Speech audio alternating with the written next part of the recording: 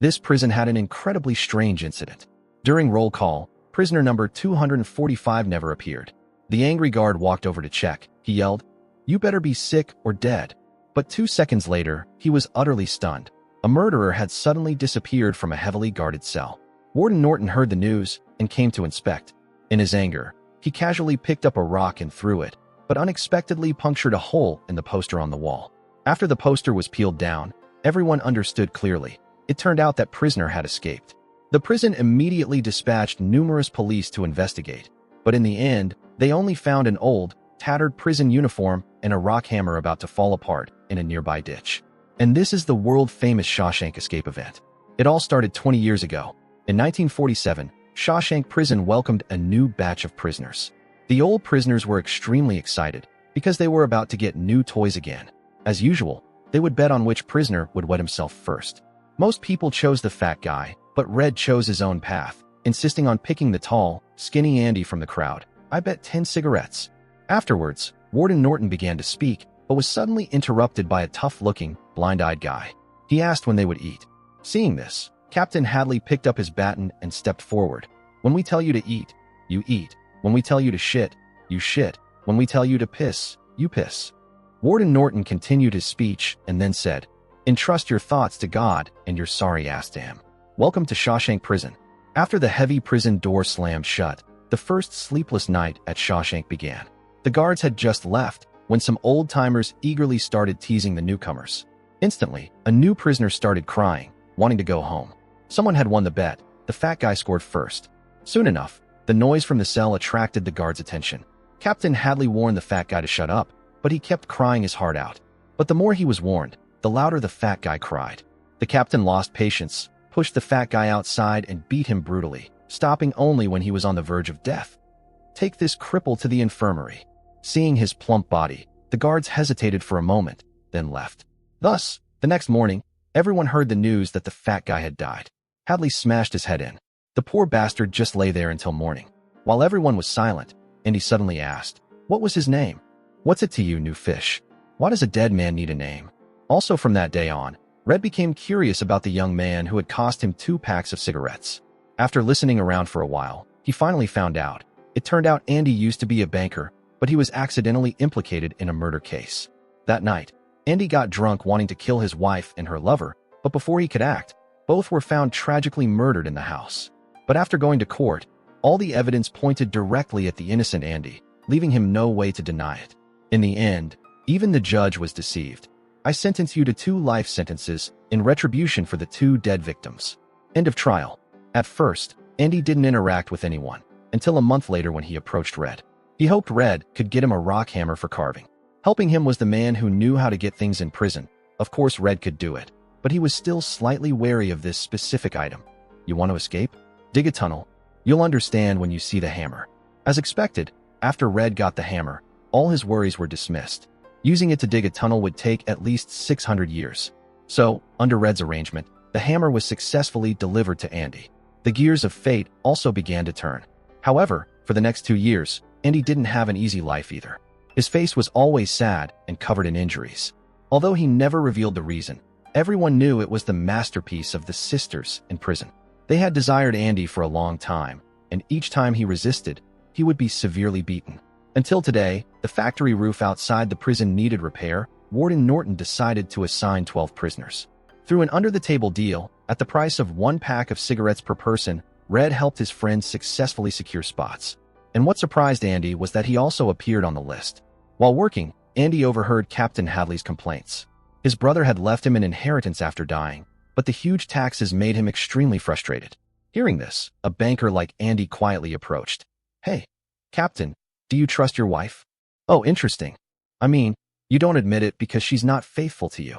The captain, thinking he was being insulted, fell silent, wanting to push him off the roof. He was about to push Andy off. "If you trust her, you can definitely get the $35,000. "What did you say?" $35,000, every last cent. "You better not be messing with me. If you want to receive the whole amount, gift it to your wife." The tax department allows a one-time lifetime gift of up to $60,000 tax-free. The tax department doesn't collect a dime. Coupled with the fact that Andy used to be a banker, Captain Hadley decided to trust him for now. But Andy made a small request. After everything is successful, treat my colleagues to 3 beers each. So, on the day it succeeded, 12 prisoners sat on the roof bathed in the afternoon sun, enjoying the cold beers in their hands. And the one treating was the most notorious Captain Hadley in prison. We drank beer under the sun shining on our backs like free men, feeling like we were fixing our own roofs. We were like the lords of all creation. And Andy? He kept a strange smile on his face, watching us drink his beer. From then on, Andy was officially accepted by the prisoners. To show his gratitude, Red gave him a large pin-up poster. And this poster also became an indispensable part of Andy's grand plan.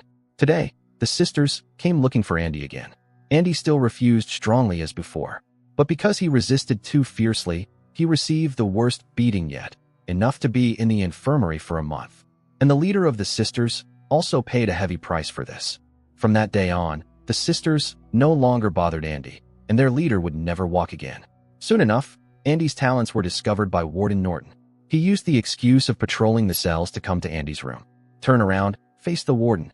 After noticing the Bible in Andy's hand, the warden gladly quoted. At this moment, the warden noticed the poster on the wall. Regulations forbade posting it, but he decided to make an exception for Andy. Before leaving, Warden Norton returned the Bible to Andy, also quoting the moral saying from the book, "Salvation lies within." But he would never have guessed this Bible would eventually lead to his downfall. A few days later, somehow Andy was transferred by Warden Norton to work in the library. Not only did he not have to do manual labor, but he also had a lot of free time. Just as he was wondering why Warden Norton did this, a guard came looking for him. "I want to apply for a scholarship for my son." It turned out Warden Norton's real purpose was for Andy to serve as the prison's free financial advisor. Soon enough, Andy's financial services spread throughout Shawshank. More and more guards came to him for tax returns. Even Warden Norton was among them. At the busiest times, he even needed Red as an assistant. To enrich the daily lives of his fellow inmates, Andy also requested funding from Warden Norton to expand the library, but was still denied. There were only 3 circumstances where prison funds could be touched: building fences, or adding cells, and adding guards. Reluctantly, Andy had to write letters to the state senate to request funding, but ultimately, it was like throwing a stone into the sea. So Andy persisted, deciding to send 1 letter a week until they replied. Just like that, a year passed. Today, the librarian Brooks suddenly snapped. The man who was always gentle suddenly held a fellow inmate at knife point. It turned out he had been approved for parole yesterday, but he didn't want to leave the prison, so he wanted to commit an offense to extend his sentence. Fortunately, Andy's group passed by and persuaded him. Finally, Brooks put down the weapon, but his actions left Andy extremely puzzled. "Isn't being free a good thing?" Red explained. "He's just institutionalized." Institutionalized? He's been in prison for 50 years. 50 whole years. This is the only place he knows. In here, he's an important man, an educated man. But out there, he's nothing, just a prisoner with arthritis. Would be refused even if he wanted to borrow library books. "I'm telling you, these walls are funny. First you hate him, then you get used to him. Enough time passes, you get so you depend on him. That's institutionalized." The next day, Brooks released the little bird that had been with him for years, carrying confusion and bewilderment as he left the place he had lived for 50 years. Walking on the bustling streets, everything here filled him with fear. When he was young, he had only ever seen 1 car, but now they filled the streets. The parole board had provided accommodation and a packing job for him, but he was too old. Although he tried to work hard, he was still disliked by the store manager. His arthritis constantly flared up, but what tortured his soul the most was the loneliness. He often woke up at night, then was overwhelmed by a huge sense of loss. He didn't like this noisy world, and this world didn't need a useless old man either. So one day, he put on an old-fashioned suit. After carving a line onto the beam, he contentedly ended his life. He endured in a dark prison cell for 50 years, but only managed to survive in the free world for 3 days. Finally, Andy, who had persisted in writing letters for 6 years, got a response. The state senate sent $200 and a few boxes of old books, hoping Andy would stop there. But it seemed they had underestimated Andy. "From now on, I'll write 2 letters a week." While sorting the books, Andy found a record in a box. This gave him a bold idea. So he put the record on the player, locked the door of the broadcasting room, then turned on the PA system switch.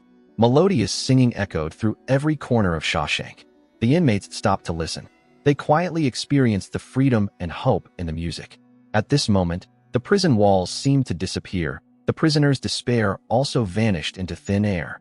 And the price for all this was Andy being put in solitary confinement for 2 weeks. After Andy got out, people couldn't help asking him, was it really worth it for a song? But Andy said, there are some things prison can't confine. It's hope. Red disagreed with Andy's point of view. He told him about his 2 parole hearings. The first time was 10 years ago, acting like a child who made a mistake. Red's answer was sincere, careful, and reserved. He even swore to God he would never make a mistake again. But finally, 10 years later, Red faced his second parole hearing. Compared to the last time, he became calmer, more indifferent, but his eyes held much less desire for freedom. For your life sentence, you've been incarcerated here for 30 years. Not unexpectedly, what awaited Red was still rejection as before. 30 years of prison life and 2 failed parole applications had long since made Red lose heart. He advised Andy, face the reality before you. Hope is a dangerous thing. Hope can drive a man insane. It has no use here. You better just accept your fate. Some more time passed. The 2 letters Andy sent each week got a response. The state legislature understood that $200 couldn't get rid of him, so they decided to allocate $500 per year to Shawshank. Andy used this money to buy a large quantity of old books, building the best prison library in New England. At the same time, Warden Norton implemented the prison labor program. Thanks to this, he earned a large amount of dirty money through the huge amount of free labor. And naturally, the money laundering task fell onto Andy. Out of concern for his friend, Red advised him to still be careful. But Andy laughed and told him not to worry. It turned out he had used his expertise to launder money through methods like stocks and securities. Then, he transferred the money under the name of a person called Randall Stevens. And this was a person Andy fabricated using a loophole, someone who only existed on paper and documents. A few more years passed. A new batch of prisoners arrived at the prison. Among them was a young man named Tommy Williams. Thanks to his bright personality, he quickly integrated with the other inmates. During a chat, he learned the reason why Andy was imprisoned from Red. In an instant, it seemed something clicked. He sought out Andy, told him what he had heard while serving time in another prison. It was a guy who seemed crazy. He stood by the window boasting about his past exploits. The story he told exactly matched Andy's wrongful conviction case. Hearing news that could clear his name, Andy quickly became agitated. He went to Warden Norton, wanting to persuade him to reopen his case. But Warden Norton refused. Andy knew well the warden was afraid that after he left, he would reveal the money laundering. To avoid future trouble, Warden Norton called Tommy outside the prison. He wanted to test the truthfulness of his words. I need you to be sure. We need to be 100% certain to reopen the case. I need to know if what you told Andy is true. Yes, sir, it's all true. What Tommy said confirmed Warden Norton's fears. He put out his cigarette, looked up at the guard tower. Tommy fell in a pool of blood, stopped breathing. Just like that, an innocent young man was cruelly eliminated for self-interest, and the reason given for shooting him was suspicion of trying to escape. Learning about this, Andy was devastated, deciding not to work for Warden Norton anymore. But facing this situation, Warden Norton still had countless ways. Another month in solitary confinement. Another month passed. Andy was finally released from the solitary confinement room. Red advised him to accept reality. Fighting here never ended well. But Andy said he had been here for 19 years. If one day he got out, he would go to a place called Zawataneo, a place called the ocean with no memory. I want to live the rest of my life there. Open a small hotel by the sea, buy an old boat, and fix it up like new. Take guests out on the ocean. Red advised him to stop daydreaming. Anyway, a person always has to choose one of two. Get busy living or get busy dying. Before leaving, Andy told Red, if one day you successfully get paroled, you must go to the hayfield north of Buxton. There's a stone wall there and a large oak tree. There's a piece of black volcanic rock under the tree. There's something I left for you under the rock. Andy's tone was like giving final instructions. This made Red couldn't help worrying. When he heard from another inmate that Andy had just gotten a rope from him, Red became even more anxious. He worried Andy would commit suicide like Brooks. A person's patience has limits. That night, outside the prison walls, thunder rumbled and lightning flashed. Red sat by his bed experiencing the longest night of his life. The next morning, Red looked towards Andy's cell, but he never appeared. A guard cursed as he went to check. The next second, his eyes widened in shock. At the same time, Warden Norton heard the alarm siren. Knowing Andy had disappeared from his cell, he angrily dragged Red out for questioning. But Red was confused and knew nothing about it. In a fit of rage, he picked up the rocks from the windowsill to vent his anger. This is a goddamn conspiracy. Everyone was involved, including her. A strange sound echoed. Warden Norton pulled the poster aside, and behind the poster was the door to freedom.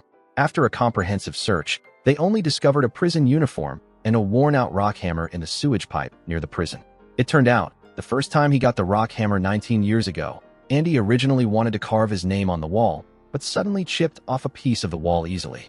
Looking at the rock that crumbled in his hand, Andy had a bold idea.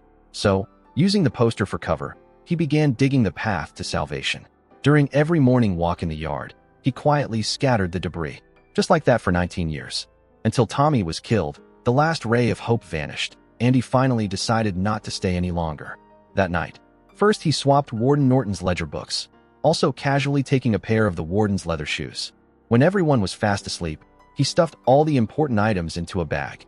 Then, Andy secured his belongings, crawled into the long, narrow tunnel, and climbed down the pipe. Thanks to the thunder masking the sound, Andy repeatedly used a rock to hit the rusted sewage pipe. After many attempts, he finally created a hole in the sewer pipe. Andy struggled to crawl through the foul-smelling sewer pipe, crawling and vomiting for 500 meters. After crawling out of the pipe, he struggled to take off his shirt, reached out to embrace the freedom he had lost for so long. The heavy rain washed away the filth from his body, also symbolizing his new life from now on. A few days later, a person named Randall Stevens appeared at various banks. Previously, he only existed on paper and documents, but now had become a real person. Andy not only had all the documents to prove his identity, but even the signature was perfect. He withdrew all the assets from the accounts. Before leaving, he also mailed the evidence of Warden Norton's and Captain Hadley's crimes to the newspaper office. The next morning, the Shawshank scandal made the front page of the newspapers. Warden Norton hurriedly opened the safe to destroy the incriminating evidence, but suddenly found only a Bible inside. Memories from many years ago flooded his mind. That day, he himself had handed the Bible back to Andy. He only remembered the content in the Bible, but forgot its weight. Soon enough, numerous police officers arrived at Shawshank. They took Captain Hadley away. Knowing the situation was irreversible, Norton turned the gun on himself. Some more time passed. Red received a postcard Andy sent. This proved he was free, heading towards the dreamland. Red was genuinely happy for his old friend from the bottom of his heart, and Andy's legendary story continued to circulate within the prison. But every time he was mentioned, Red always felt a hint of loss in his heart. Every evening, he remembered his long-unseen old friend. But he understood one thing. Some birds aren't meant to be caged. Their feathers are too bright with the light of freedom. Just like that, many years passed. In the 40th year of Red's sentence, he faced his third parole hearing. It was a different interviewer, but still asking similar mundane questions. Have you been rehabilitated? Rehabilitated? Let me see. I have no idea what that word means. Ultimately, what do you want to know? Do I regret the crime I committed? Well, do you? Not a day goes by I don't feel regret. Not because I'm in here, or because you think I should be. I look back on the way I was then, a young, stupid kid who committed a terrible crime. I want to talk to him. I want to try and talk some sense to him, tell him the way things are. But I can't. That kid's long gone, and this old man is all that's left. Perhaps his sincere confession moved the interviewer. Perhaps he was too old to reoffend. Finally, he got the long-awaited stamp of approval. Reaching the heavy prison gate, he nodded goodbye to the guards he'd known for years. 40 years passed in the blink of an eye. The child who once made a mistake was now old. He looked bitterly at the high walls that had imprisoned him for more than half his life. At this moment, no one knew what he was thinking. He took the same bus as Brooks, saw the same scenery Brooks had seen, went to the room Brooks had stayed in. The name on the beam was still clear. 40 years of prison life had already institutionalized him like Brooks. He worked the same job as Brooks. Every time he wanted to go to the bathroom, he raised his hand to report to the store manager out of habit. Otherwise, couldn't piss a drop. He also thought about violating parole to return to prison, but finally reason brought him back to his senses. He decided to fulfill his promise to Andy. Before leaving, he also carved his name on the beam as a way to remember his old friend. Reaching the place Andy had mentioned, Red found what Andy had left for him under the large oak tree. It was some money and a letter. Dear Red, if you're reading this letter, you've probably been released. If you've come this far, maybe you can go a little further. You remember the place, right? Zawadanayo. I need someone to work with me. I'm waiting for you. The plan is ready. Remember, Red, hope is a good thing, maybe the best of things. And no good thing ever dies. I hope this letter finds you, and finds you well. The words resonated deeply, enough to save a weary soul. Red decided to be bold for once. He violated his parole, crossed the border following the instructions in the letter. The wind of freedom brushed against his face, a feeling he had never had before. A few days later, Red arrived at a sea called No Memory. Clear blue sky, deep blue sea, gentle sea breeze. On a smooth sandy beach, two long-separated old friends finally met again. Andy Dufresne, despite being wrongfully convicted and living in the harsh environment of Shawshank Prison, never gave up hope. He believed in the future and always sought ways to escape captivity. Andy not only sought to escape Shawshank Prison, but also freed his soul from the trauma and suffering of the past. The Shawshank Redemption is not just a film about life in prison, but also a story about the strength of the human spirit. It encourages us to believe in hope, persevere, and always fight for the good things in life. Today's story ends here. Thank you for watching the film summary. What do you think of this movie? Please comment below.